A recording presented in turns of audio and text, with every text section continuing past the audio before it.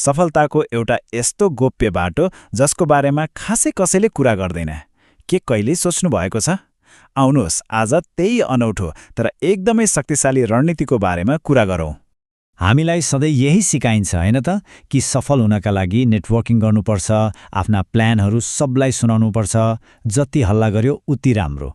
तर एकछिन सोच्नुहोस् त, के यो सधैँ सत्य हुन्छ?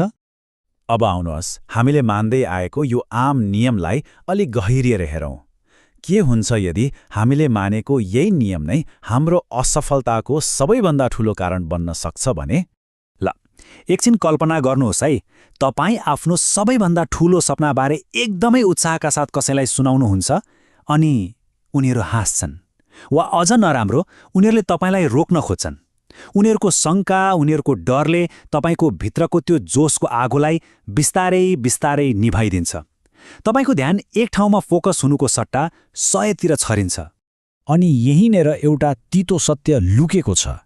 धेरैजसो योजनाहरू खराब भाग्यले गर्दा होइन, तर समयभन्दा पहिले नै बोलिएको कारणले असफल हुन्छन्। कहिलेकाहीँ हाम्रो आफ्नै जिब्रो नै हाम्रो सबैभन्दा ठूलो शत्रु बनिदिन्छ। ल समस्या त बुझियो, तर अब समाधान के त? यदि बोल्नु नै खतरा हो भने त्यो कुन चाहिँ गुप्य हतियार हो जसले हामीलाई सफलताको नजिक पुर्याउँछ? आउनुहोस् त्यही नियम तोड्ने रहस्यको पर्दा खोलौ। त्यसो भए त्यो वास्तविक रहस्य के होला त? के छ त्यो एउटा कुरा जसले लक्ष्यसम्मको यात्रालाई यति छिटो र पक्का बनाइदिन्छ? जवाब एकदमै सरल छ, मौन हो। केवल एउटा शब्द, तर विश्वास गर्नुहोस् यसमा लुकेको छ अपार शक्ति। तर यो मौनता भनेको खाली चुप लागेर बस्नु मात्र होइन, यो त एउटा शक्तिशाली भट्टी जस्तै हो जहाँ हाम्रो सम्पूर्ण ऊर्जा र ध्यान एकै ठाउँमा जम्मा हुन्छ अनि सफलताको हतियार बन्छ। यो एउटा सचेत रणनीति हो, एउटा कला हो। तर यो चुप्पीमा यति धेरै ताकत आखिर आउँछ कहाँबाट? गोप्यताले कसरी सफलता निर्माण गर्छ त? आउनुहोस् यसको पछाडिको कारणलाई अलिकति बुझौँ। यहाँ हेर्नुहोस् त, दुई फरक बाटो छ। एकातिर छ बोल्ने व्यक्ति जसको ऊर्जा बाहिर छरिन्छ, जसको काम अरूको विचारले निर्धारण गर्छ अनि ऊ अरूको कुराकानीको विषय मात्र बन्छ। अर्कोतिर छ मौन व्यक्ति जसले आफ्नो ऊर्जालाई जोगाएर राख्छ, फोकस गर्छ, जसको काम उसको भित्री आवाजलाई डोर्याउँछ र अन्तमा ऊ अरूका लागि एउटा उदाहरण बन्छ। यो कुरा कति सुन्दर छ हैन? सपना भनेको एउटा बिउ जस्तै हो। जरा हाल्न र बलियो हुनको लागि त्यसलाई अँध्यारो चाहिन्छ, माटोभित्रको गोप्यता चाहिन्छ, सूर्यको सामना गर्नुभन्दा पहिले। ठिक त्यसरी नै हाम्रा सपनालाई पनि बाहिर आउनु अघि मौनताको सुरक्षा चाहिन्छ। अनि हाम्रो ध्यान त्यो सूर्यको किरण जस्तै हो। छरपष्ट हुँदा त्यसले हल्का न्यानो मात्र दिन्छ, तर जब मौनताको लेन्सले त्यसलाई एकै ठाउँमा केन्द्रित गर्छ, त्यसले आगो बाल्न सक्छ, सफलताको आगो।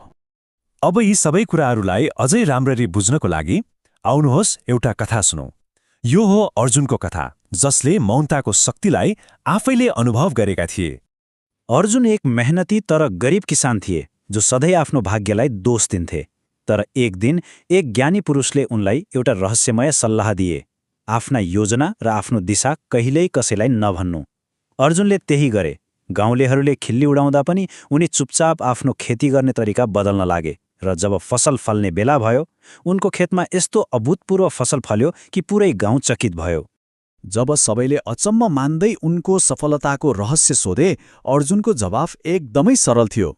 उनले भने, मैले खास केही गरेकै होइन, मैले केवल बोल्न छोडे र सोच्न थाले। सुन्दा कति सरल लाग्छ होइन? तर यसमा लुकेको छ सफलताको सबैभन्दा गहिरो रहस्य। ल सिद्धान्त त बुझियो, कथा पनि सुन्यो, तर अब यसलाई व्यवहारमा कसरी उतार्ने त? हामीले के कुराहरू गोप्य राख्नुपर्छ जसले हाम्रो मौनतालाई साँच्चीकै शक्तिशाली बनाओस्? यहाँ 7वटा कुरा छन् जसलाई गोप्य राख्नु एकदमै महत्त्वपूर्ण छ। आफ्नो विस्तृत योजना, आफ्नो खास रणनीति, तपाईँ कति मेहनत गर्दै हुनुहुन्छ, तपाईको प्रेरणाको स्रोत के हो, आफ्नो सबैभन्दा ठूलो कमजोरी, अनि तपाईको अर्को कदम के हुन्छ, यी सबैलाई गोप्य राख्नुहोस्। याद राख्नुहोस्, मौनता नै सबैभन्दा ठूलो ढाल हो। आफ्नो सङ्घर्षको कथा सुनाएर ऊर्जा खेर नफाल्नुहोस्, बरु चुपचाप काम गर्नुहोस् र आफ्नो परिणामलाई नै कोलाहल बन्न दिनुहोस्, किनकि यो संसारले सफलताको आवाज सुन्छ, सङ्घर्षको होइन। र अन्त्यमा जब हाम्रो काम आफै बोल्न थाल्छ तब हामीलाई केही बोल्नुपर्ने आवश्यकता नै रहँदैन। त्यो मौनता नै असली शक्ति बन्छ। अब प्रश्न यो हो कि हामी आफ्नो सफलताको आवाजलाई शब्दले होइन